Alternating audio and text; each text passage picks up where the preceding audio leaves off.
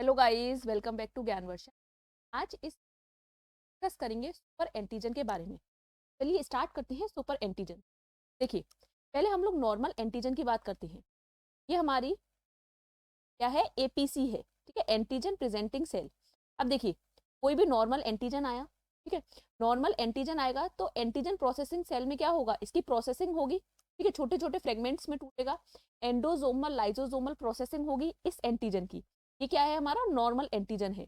हम super antigen पे चलेंगे, लेकिन उससे पहले हम लोग क्या करते हैं, नॉर्मल एंटीजन को देखते हैं एक बार, जिससे कि हमें सुपर एंटीजन अच्छे से क्लियर हो। तो नॉर्मल एंटीजन आया, ठीक है, नॉर्मल एंटीजन आने से क्या हुआ, एंटीजन प्रोसेसिंग सेल जो एपीसी सेल्स हैं वो इस एंटीजन की क्या करेंगे, प्रोसेसिंग करेंगे एंडोसोमल लाइसोसोमल प्रोसेसिंग के थ्रू। अब एपीसी के सेल पर ये क्या है, हमारी एमएचसी है, एमएचसी सेकंड, ठीक है, एमएचसी सेकंड के थ्रू ये एंटीजन क्या है, सरफेस पर एक्सप्रेस होने लगेगा। अब नेक्स्ट सरफेस पे जब एक्सप्रेस होगा तो ये क्या है, टी सेल हमारी, टी सेल में अल्फा बीटा होते हैं, हमें पता है, अल्फा बीटा रिसेप्टर। अब अल्फा बीटा रिसेप्टर इसको क्या करेंगे, रिकॉग्नाइज करेंगे, इस एंटीजन को क्या करेंगे, रिकॉग्नाइज करेंगे, और टी सेल क्या होगी, एक्टिवेट होगी। कितनी टी सेल एक्टिवेट होती हैं, less than 0.1% of T cell क्या होंगी, एक्टिवेट होंगी इस नॉर्मल एंटीजन के आने से। Less than 0.1% of T cell क्या होती हैं, एक्टिवेट होती हैं। नॉर्मल एंटीजन आया आपकी बॉडी में, एंटीजन प्रोसेसिंग सेल्स जो हैं उन्होंने इस एंटीजन की प्रोसेसिंग की, एमएससी सेकंड के थ्रू ये सरफेस पे एक्सप्रेस होने लगी। देन क्या होगा, आपकी टी सेल आएगी, ठीक है, टी सेल के पे अल्फा बीटा रिसेप्टर होते हैं, तो टी सेल क्या करेगी, बेसिकली इसको रिकॉग्नाइज करेगी और लेस देन 0.1% जो है आपकी टी सेल्स एक्टिवेट होंगी और इस एंटीजन के लिए क्या करेंगी, एक्शन परफॉर्म करेंगी। ठीक है, इतना हम सबको पता है, ये हम लोग प्रीवियस वीडियोस में डिस्कस कर चुके हैं। अब हम बात करते हैं सुपर एंटीजन की। तो ध्यान से सुनिएगा, सुपर एंटीजन कुछ अलग एंटीजन होते हैं। सुपर एंटीजन क्या होते हैं, अलग टाइप के एंटीजन होते हैं। बेसिकली पहले ये समझिए सुपर एंटीजन होते क्या हैं। देखिए, सुपर एंटीजन बेसिकली आपके क्या है, माइक्रोबियल प्रोडक्ट हैं। माइक्रोबियल सुपर एंटीजन की मैं आपको बता रही हूँ, super antigen basically microbial product होते हैं। ये आइदर फ्रॉम वायरल और बैक्टीरियल ओरिजिन, बैक्टीरियल ओरिजिन।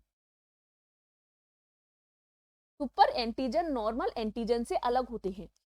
ये सुपर एंटीजन जो होते हैं आपके, ये माइक्रोबियल प्रोडक्ट होते हैं, इनका ओरिजिन आइदर वायरल हो सकता है या फिर बैक्टीरियल ओरिजिन हो सकता है, ठीक है। अब मैंने कहा सुपर एंटीजन अलग होते हैं, तो किस वे में, इनकी क्या प्रॉपर्टीज अलग होती हैं, तो ध्यान से सुनिएगा। ये जो सुपर एंटीजन होते हैं हीट रेजिस्टेंट होते हैं। कैसे होते हैं, हीट रेजिस्टेंट, प्रोटीएज रेजिस्टेंट होते हैं, प्रोटीएज रेजिस्टेंट, और जो इनका मॉलिक्यूलर वेट होता है वो 22 टू 28 किलो डाल्टन के बीच में होता है। मैं दोबारा रिपीट कर रही हूँ, ध्यान से सुनिएगा। सुपर एंटीजन नॉर्मल एंटीजन से कैसे डिफर कर रहे हैं, तो सुपर एंटीजन बेसिकली आपके वायरल ओरिजिन के हो सकते हैं, बैक्टीरियल ओरिजिन के हो सकते हैं। इनकी प्रॉपर्टीज कैसे अलग करती हैं नॉर्मल एंटीजन से, सुपर एंटीजन हीट रेजिस्टेंट होते हैं, प्रोटीएज रेजिस्टेंट होते हैं, 22 टू 28 किलो डाल्टन के होते हैं सुपर एंटीजन, ठीक है। अच्छा, अब हमने कहा कि ये क्या है, प्रोटीएज रेजिस्टेंट है, हीट रेजिस्टेंट है, तो सुपर एंटीजन की प्रोसेसिंग नहीं हो सकती। क्या है, सुपर एंटीजन की प्रोसेसिंग नहीं हो पाती है। ध्यान से सुनिए, मैंने क्या बोला, यहां मैं लिखती हूँ कि सुपर एंटीजन हमने क्या कहा, हीट रेजिस्टेंट है, प्रोटीएज रेजिस्टेंट है, 22 टू 28 किलो डाल्टन के होते हैं। तो सुपर एंटीजन की क्या नहीं हो पाती, प्रोसेसिंग नहीं हो पाती है, प्रोसेसिंग। सुपर एंटीजन की प्रोसेसिंग नहीं हो पाती। अब प्रोसेसिंग नहीं हो पाएगी तो ऑब्वियसली सी बात है कि सरफेस पे एक्सप्रेस नहीं हो पाएंगे, एमएससी उन्हें एक्सप्रेस नहीं कर पाएगी, कांट एक्सप्रेस बाय एमएचसी, क्योंकि प्रोसेसिंग नहीं हो पा रही तो एमएससी के थ्रू भी ये एक्सप्रेस नहीं कर पाती। अब देखिएगा, अब सुपर एंटीजन को देखिए जरा, अब देखिए ये क्या है आपका, पेन का कलर चेंज कर, ये देखिए ये आपका क्या है, सुपर एंटीजन, ये दिखा रखा है आपको, ये सुपर एंटीजन है। तो ध्यान से सुनिएगा, सुपर एंटीजन सबसे पहले, ध्यान से सुनिए मेरी बात, सुपर एंटीजन सबसे पहले किससे बाइंड करता है, एमएससी सेकंड से बाइंड करता है। एपीसी पे एमएससी सेकंड होगा, तो सुपर एंटीजन सबसे पहले बाइंड करेगा एमएससी सेकंड पर। अच्छा, एमएससी सेकंड की भी हमें पता है, एक अल्फा चेन होती है और एक बीटा चेन होती है। तो किससे बाइंड करता है, अल्फा चेन से। किस पॉलीपेप्टाइड चेन से बाइंड करता है, अल्फा पॉलीपेप्टाइड चेन से। अल्फा पॉलीपेप्टाइड चेन में भी हमें पता है अल्फा 1 होता है एंड अल्फा 2, दोनों डोमेन होते हैं। तो सुपर एंटीजन किससे बाइंड करेगा, alpha 2 domain of MSc second. मैं दोबारा रिपीट कर रही हूँ, देखिए सुपर एंटीजन आपका बेसिकली अब नॉर्मल एंटीजन तो है नहीं कि जिसकी प्रोसेसिंग हो पाए एपीसी सेल के थ्रू। तो सुपर एंटीजन अलग तरीके से अलग तरीके से बाइंड करता है। कैसे बाइंड करता है, सुपर एंटीजन, ये आपको बड़ा सा दिख रहा है ना, ये ब्लू कलर में, ये देखिए ये वाला, ये सुपर एंटीजन है आपका। अब ये किस तरीके से बाइंडिंग कर रहा है, आपको फिगर में भी देखने के लिए मिल रही है, मैं लेकिन आपको बताती हूँ। सुपर एंटीजन सबसे पहले एमएससी सेकंड से बाइंड करेगा। किससे बाइंड करेगा, एमएचसी सेकंड पर। एमएससी सेकंड किस पे मिलेगी आपको, एपीसी पे, एंटीजन प्रेजेंटिंग सेल पे एमएससी सेकंड होती हैं, तो एमएससी सेकंड पे बाइंड करेगा। अब हमें पता है एमएससी सेकंड में अल्फा पॉलीपेप्टाइड चेन भी होती है और बीटा पॉलीपेप्टाइड चेन भी होती है। तो super antigen alpha polypeptide chain से बाइंड करता है। अल्फा पॉलीपेप्टाइड चेन में भी हमें पता है कि दो डोमेन होते हैं, अल्फा 1 एंड अल्फा 2 डोमेन। तो किससे बाइंडिंग करता है, अल्फा 2 डोमेन से, ठीक है, जो कि क्या है, नॉन पॉलीमॉर्फिक डोमेन होता है एमएससी सेकंड का, ठीक है। अल्फा 2 डोमेन से बाइंडिंग करता है सुपर एंटीजन। अगर बात की जाए, ठीक है, एमएससी सेकंड से बाइंडिंग की, अब टी सेल रिसेप्टर से भी आप देख रहे हैं बाइंडिंग शो कर रहा है। तो टी सेल में कहां बाइंड करता है, तो ध्यान से देखिएगा, टी सेल रिसेप्टर में हमें पता है दो पॉलीपेप्टाइड चेन होती हैं, एक अल्फा और एक बीटा। तो सुपर एंटीजन इसमें किससे बाइंड करेगा, बीटा से बाइंड करेगा, बीटा से, ठीक है। और बीटा में भी हमें पता है V alpha and V beta होता है, वेरिएबल रीजन होते हैं। तो किससे बाइंड करेगा, not beta alpha, V alpha हो गया वी बीटा, ठीक है। तो वी बीटा से, वेरिएबल रीजन से, एक कांस्टेंट रीजन होता है, वेरिएबल रीजन होता है बीटा चेन में, तो वेरिएबल रीजन से बाइंड करता है। अब हमें पता है वेरिएबल रीजन में भी, ध्यान से सुनिएगा मेरी बात, वी बीटा से बाइंडिंग की, वेरिएबल रीजन में भी क्या होते हैं, हमारे सीडीआर्स होते हैं।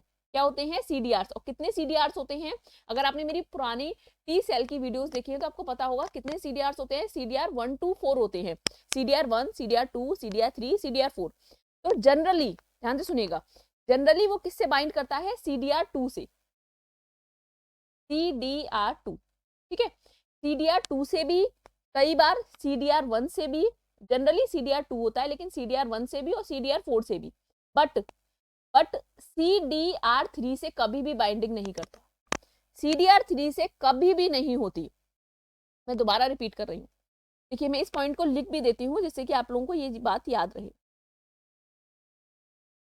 जो आपका सुपर एंटीजन होता है, सुपर एंटीजन किससे बाइंड करता है, देखिए super antigen basically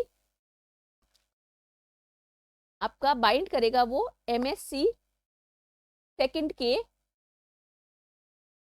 beta domain से, अल्फा डोमेन से, अल्फा डोमेन से, ठीक है। अब अल्फा में भी, अल्फा पॉलीपेप्टाइड चेन से, अल्फा में भी किससे, अल्फा 2 से, ठीक है, अल्फा 2 डोमेन से, ठीक है। और अगर टी सेल की बात की जाए, टी सेल रिसेप्टर की, टी सेल रिसेप्टर में हमें पता है अल्फा एंड बीटा दो होती हैं, तो किससे बाइंड करेगा, बीटा से। बीटा में भी किससे बाइंड करेगा वो, वी बीटा, ठीक है। और वी बीटा में भी किससे, सीडीआर 2, सीडीआर कई बार 3 और नॉट 3, सीडीआर 1 और CDR 4, but never ever CDR 1, CDR 3, but कभी भी सीडीआर 3 से बाइंड नहीं करता। देखिए मैं दोबारा रिपीट कर रही हूँ, सीडीआर 2 से जनरली बाइंडिंग करता है, ठीक है, सीडीआर 1 से भी कर सकता है, सीडीआर 4 से भी कर सकता है, सीडीआर 4, बट कभी भी सीडीआर 3 से बाइंडिंग नहीं करता, कभी भी सीडीआर 3 से नहीं करता है, ठीक है। तो देखिए अब इसने बाइंडिंग किस तरीके से की, इस तरीके से बाहर की तरफ बाइंड हुआ, ना ही इसकी प्रोसेसिंग हुई है क्योंकि प्रोटीएज रेजिस्टेंट है, हीट रेजिस्टेंट है, इसकी प्रोसेसिंग नहीं हो सकती, तो बाहर की तरफ इसने क्या की, बाइंडिंग की। ठीक है, अब देखिए ध्यान से सुनिएगा मेरी बात, इसे ध्यान से सुनिए। देखिए अब सुपर एंटीजन है ये, ठीक है, अब ये क्या है, थोड़ा सा लंबा भी है, क्या है, थोड़ा लंबा होता है। तो अब टी सेल इसे रिकॉग्नाइज क्यों नहीं कर पा रहे, क्योंकि ये सिर्फ और सिर्फ टी सेल के बीटा वाले चेन से बाइंडिंग करा हुआ है। सुपर एंटीजन किससे बाइंडिंग किया हुआ है, बीटा सेल से। टी सेल इसे कब रिकॉग्नाइज कर पाते हैं, पहली बात तो ये प्रोसेस्ड होगा और अल्फा एंड बीटा दोनों चेन हो, तभी इसकी रिकॉग्निशन पॉसिबल है। तो अब क्या होगा कि आपके ये बाहर की तरफ बाइंडिंग किया हुआ है, तो क्या होंगी, टी सेल्स आएंगी। ठीक है, टी सेल्स आएंगी और इस सुपर एंटीजन पर इस तरीके से आके बाइंडिंग करेंगी। ठीक है, क्या करेंगी, इस तरीके से आके बाइंडिंग करेंगी और कई सारे क्योंकि सुपर एंटीजन बड़ा है, साइज में लार्ज है, तो लार्ज होने की वजह से कई सारे साइटोकाइंस को क्या करेगा, प्रोड्यूस्ड करेगा। कौन से साइटोकाइंस होंगे जो प्रोड्यूस्ड होंगे, इंटरफ्रॉन गामा एंड TNF अल्फा। ये दोनों साइटोकाइंस मेनली क्या होते हैं, प्रोड्यूस्ड होते हैं। टी सेल्स, अब देखिए सुपर एंटीजन ने बाइंडिंग की, अब टी सेल्स क्या होंगी, एक्टिवेट होंगी और साइटोकाइंस को प्रोड्यूस करना शुरू करेंगी। साइटोकाइंस बाहर की तरफ रिलीज होना शुरू होंगे, मैसिव साइटोकाइन का प्रोडक्शन स्टार्ट हो जाएगा।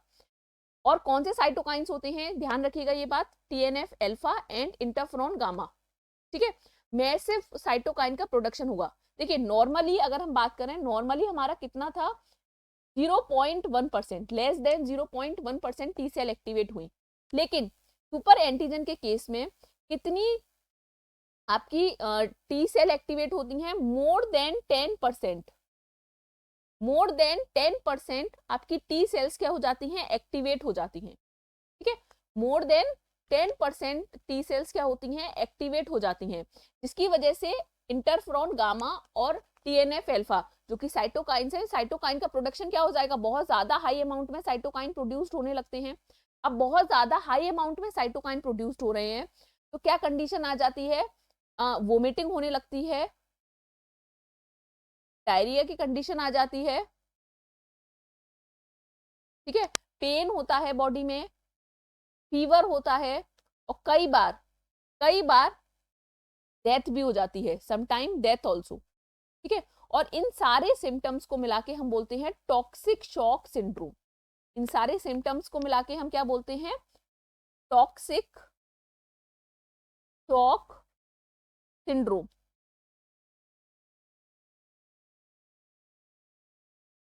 मैं एक बार और रिपीट कर रही हूं, ध्यान से सुनिएगा।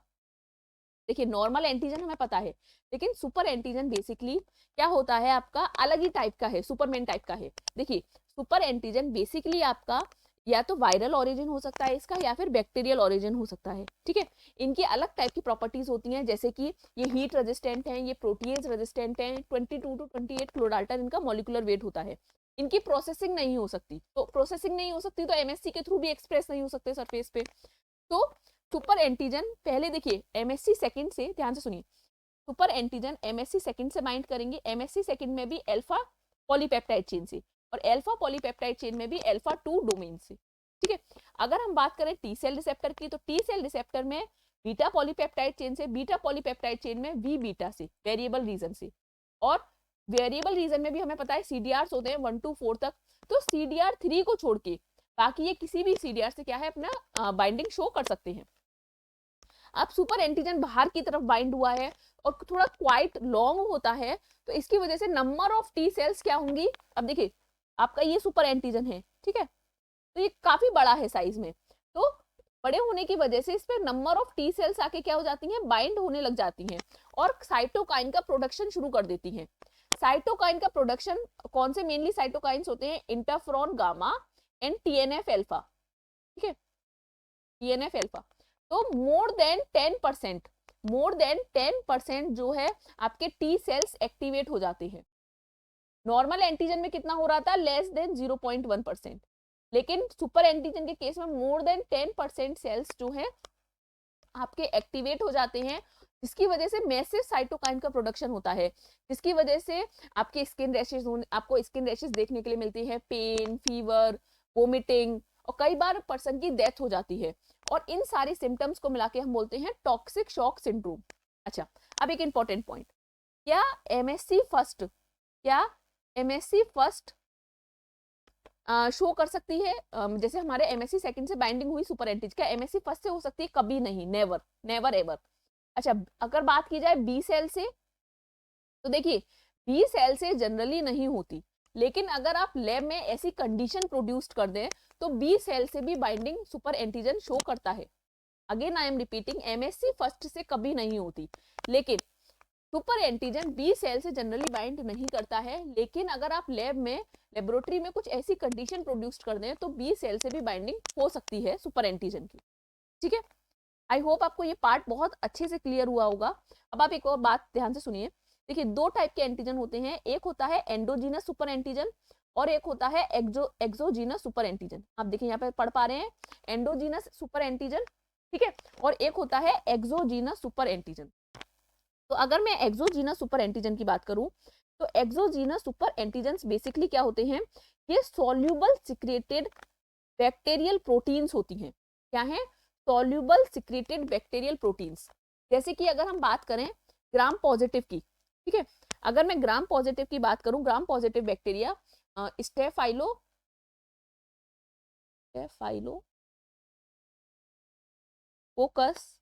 फोकल एंटीरोटॉक्सिन, ये आपके सुपर एंटीजन्स होते हैं। ठीक है, आपके जो भी ग्राम पॉजिटिव, जैसे हम बात करें यहाँ पे स्टेफाइलोकोकस की, तो स्टेफाइलोकोकल एंटीरोटॉक्सिन ये आपका बेसिकली क्या है, एक्सोजीनस सुपर एंटीजन है। वहीं पर एक होते हैं आपके एंडोजीनस सुपर एंटीजन। ठीक है, एंडोजीनस सुपर एंटीजन्स ये मेम्ब्रेन इम्बेडेड प्रोटीन्स होते हैं। ये क्या है? ये आपको दिख रहा है ना, मेम्ब्रेन इम्बेडेड प्रोटीन्स होते हैं जो कि कुछ वायरसेस के थ्रू प्रोड्यूस्ड होते हैं। क्या होता है बेसिकली, आपके डीएनए में जाके ये इंटीग्रेट कर जाते हैं। ठीक है, देन डीएनए में जाके जब ये इंटीग्रेट कर जाएंगे तो फिर ये क्या बनाएंगे, ये इंटीग्रेशन के बाद रेट्रोवायरल प्रोटीन्स को एक्सप्रेस्ड करते हैं।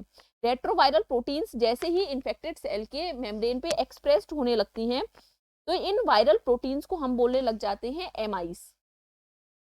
मैं दोबारा रिपीट कर रही हूँ, मुझे पता है आप लोगों को नहीं समझ आया होगा। देखो दो टाइप के सुपर एंटीजन है, एक है एक्सोजीनस सुपर एंटीजन, एक है एंडोजीनस सुपर एंटीजन। जो एक्सोजीनस सुपर एंटीजन होते हैं वो सॉल्युबल प्रोटीन्स होते हैं जो बैक्टीरिया सीक्रेट करता है। जैसे एग्जाम्पल हो गया हमारा स्टेफाइलोकोकल एंटीरोटॉक्सिन का।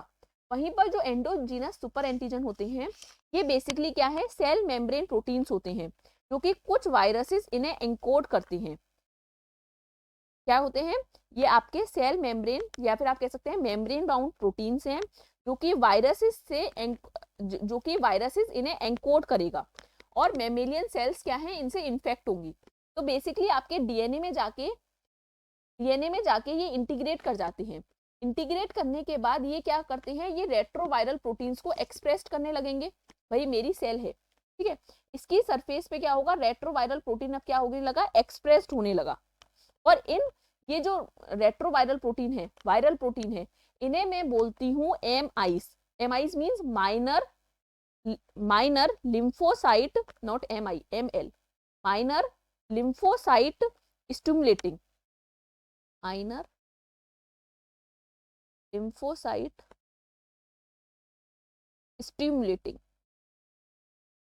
बेसिकली क्या है, ये वायरल प्रोटीन्स हैं। इन वायरल प्रोटीन्स को हम क्या बोलते हैं, एमएलएस, माइनर लिम्फोसाइट स्टिमुलेटिंग।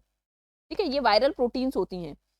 तो दो टाइप के आपके सुपर एंटीजन हो गए, एक होगा एक्सोजीनस सुपर एंटीजन, एक होगा endogenous super antigen. Exogenous super antigen ये बैक्टीरिया के थ्रू सिक्रेट होते हैं, सॉल्युबल प्रोटीन्स होती हैं। एंडोजीनस सुपर एंटीजन ये बेसिकली आपके सेल मेम्ब्रेन बाउंड होते हैं, मेम्ब्रेन बाउंड प्रोटीन्स होते हैं जो कि वायरस के थ्रू एनकोड होते हैं और इन्फेक्ट करते हैं मेमिलियन सेल्स को। बेसिकली ये क्या होगा कि इंटीग्रेट कर जाएंगे डीएनए में।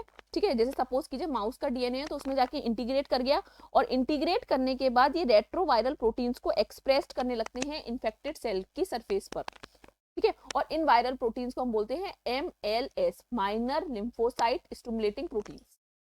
आई होप सो आपको ये अच्छे से क्लियर हुआ होगा सुपर एंटीजन वाला पार्ट। अगर आपको फिर भी कहीं डाउट हो तो आप मुझे मेल करके पूछ सकते हैं gyanvarshaquery@gmail.com पर। अदरवाइज आप लोग मुझे कमेंट में भी पूछ सकते हैं। अगर आपको ये वीडियो पसंद आई है तो आप इसे लाइक कर सकते हैं, शेयर कर सकते हैं हमारे चैनल को और अपने फ्रेंड्स के साथ, और हमारे चैनल को सब्सक्राइब कर सकते हैं। Thank you.